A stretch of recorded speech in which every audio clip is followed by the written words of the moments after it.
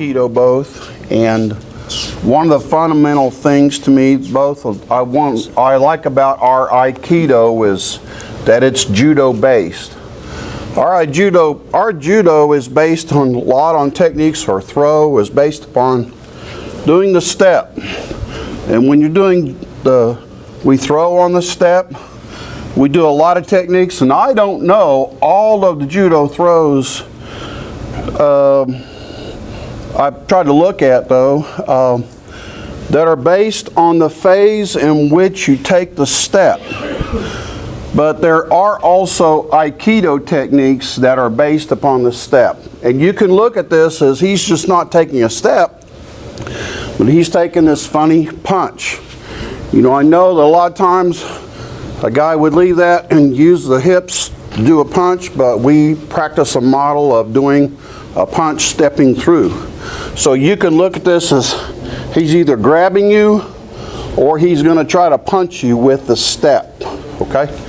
So if you could look at this would be the end, and this is the beginning, and this is the end. So when you learn a new technique, there's a lot to learn. There's a lot of elements, and there's a lot to see and assimilate. And so the first thing what you do in learning a technique is to block it in and to see what all the major parts of it is. Not only where uke is, but where tori has to be to do the throw or whatever the technique.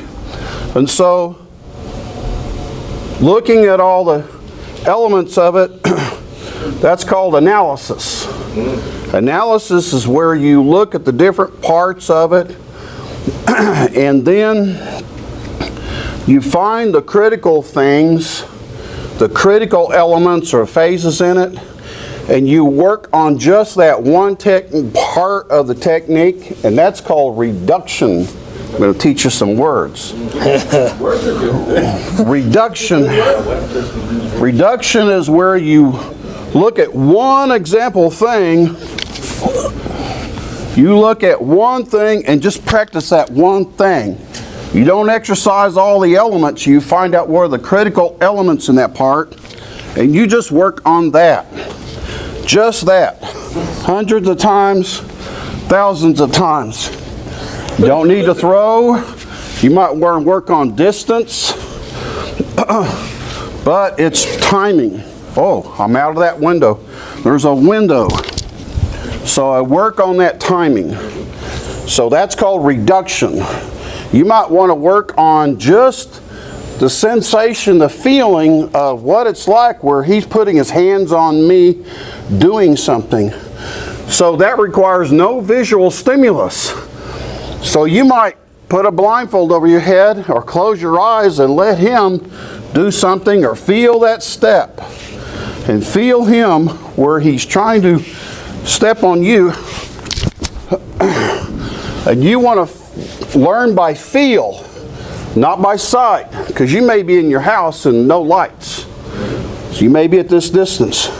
So what you want to do is reduce the focus of what you're all the elements, and work on that one thing. That's called reduction. Now, when you have practiced all those critical elements in the throw, and you put it all together, that's called, what's the opposite of analysis? Synthesis. Okay? Synthesis is where you put it all together to make it in a nice, smooth.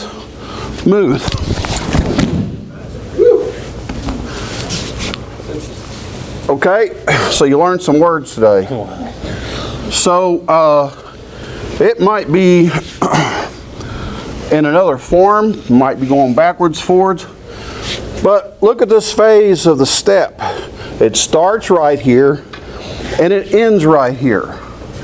And so you can look in the judo world, there's a lot of different throws that are based upon the phase of the walk, where it starts and where it ends. But we do Aikido as well. And so the end of this step might be where I take him this way, it might be take him down this way. We do, we've got kind of a judo grab, but this can also be done in an Aikido world where we just have one hand. He wants to do damage to me, but got him into me. So there's different things, even in the Aikido world, what can be done according to the phase at which this walk is done. Okay?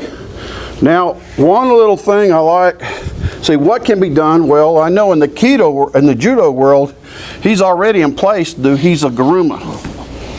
And even in that step, and Hiza-guruma here, Hiza-guruma can terminate that. But in practicing these things, I found out it's best not always just to throw these, it's just to control. So there's a judo drill called a foot sweep control drill, where you're just trying to control uke and not throw him. And where you want him, this is where I loved watching Carl.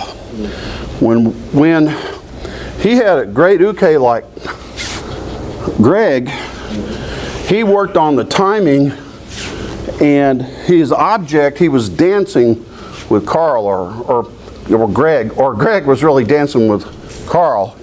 And in his randori, what he would do is just get Greg to get off balance. His job, his accomplishment wasn't to throw him, but just to control him. So one thing I really loved watching that was more of a dance than combat. And so he had really impeccable timing with this. But when you're learning the technique, there's a window at which you can do anything. So if he's coming at me, wants to do a hit, step through and do the hit. Yeah, step back. Pop him in the head. Now, at this point, I don't have to do anything. And if he's exerted enough energy doing that, he's just going to fall. I helped him fall. But if he exerted enough, I don't have to do anything except get out of the way. And I don't want you to fall, but go ahead and get to your tipping point. I just got out of the way. If he had executed his own energy anymore, he would have gone over. Okay? The next phase is maybe he didn't execute quite that amount where he would have fallen by himself, but he's going to try to hit me, and I'm going to drop down. Excuse me, I forgot the Sumi-Atoshi, and what I had to do was drop down out of the way. And it's better in the timing where the hand, I'm not going to throw him, but step back and hit. Where here, after he's made that commitment to wait until the last split second, he may be a fast puncher, but I want to make sure that I've moved out the last possible second. So playing with these, and this is a great place to practice this, is where's that window? If he goes back and strikes and I move too early, well, he's perfect place to get me with this. Or if he's a big man, he's still within range of just grabbing me. Right. So trying to look at different things that can occur, that you can do. And so, like I said, at the point where this is terminated, what can I do other than Hiza-guruma? Well, I could use my hands and introduce him to the perpendicular line and just use my hands. I don't have to use my feet. A critical time, as soon as he's touched that, he's mine. That was nice. He's like a rag doll, right? Yeah. I get that a little Good bit. timing, yeah. And so, but if he's stepping in and I do it too early and give him force, yeah, I'm giving him something that he's going to throw me. okay? So there's a window when to do this. There's a window for every one of these, and to learn when it's too early and when it's too late. For instance, if I do this ouchi and I do it too late, it's not going anywhere, especially if he's a big man. But there is a time just before he touches, just as soon as he's made that commitment. And I love foot sweeps, and I encourage you, if you do Aikido, to incorporate foot sweeps with your Aikido drills. So anyway, I'd like to encourage you all to think about this step, and there are other judo techniques that can be done according to the phase of this walk. But don't be locked in to thinking, oh, I'm going to do this technique every time he's right here, or right at body rise. Because if you get locked into the thinking, I'm only going to do this, or only this is available, then you get locked into a system that you can become predictable. Absolutely. Okay? So, when Carl introduced the chain series, what we learned that there were certain points at that point. Sometimes you could do this, excuse me, you could go this way or that way, introduce another technique, and so you weren't locked into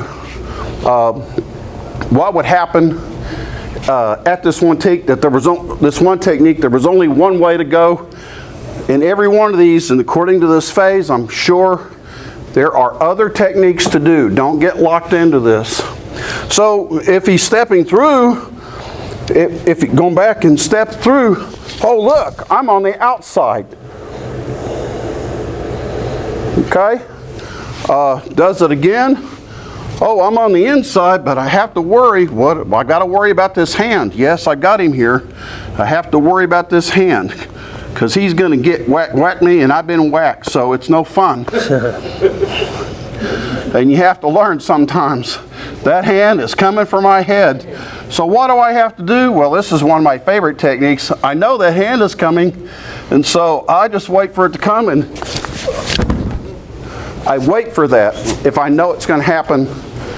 So in a lot of these techniques, when you have a thing I'm just going to do, when he does this, he's going to hit me, and I do this, don't think about one thing, think about that other hand.